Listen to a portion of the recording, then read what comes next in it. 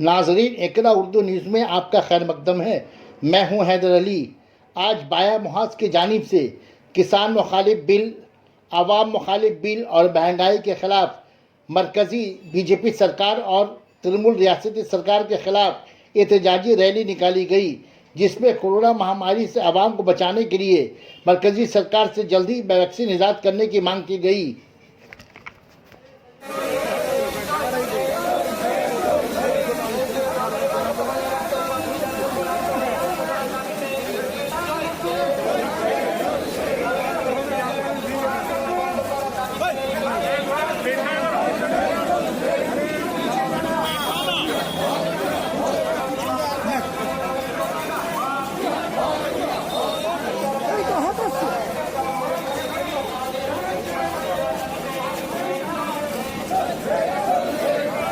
ওটা বাতিল করে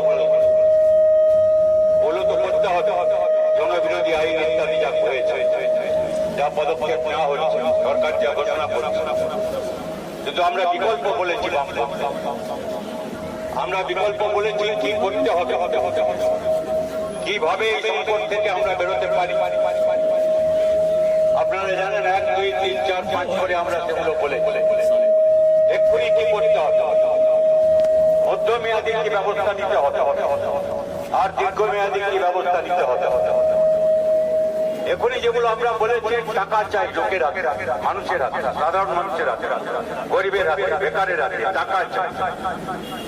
টাকা যদি পায় তাহলে সে কিনবে। যাদের কাজ আপনি কেড়ে নিয়েছেন আপনার জন্য, আপনার নীতির জন্য, তার ক্ষতিপূরণ দেওয়ার দায়িত্ব আপনার।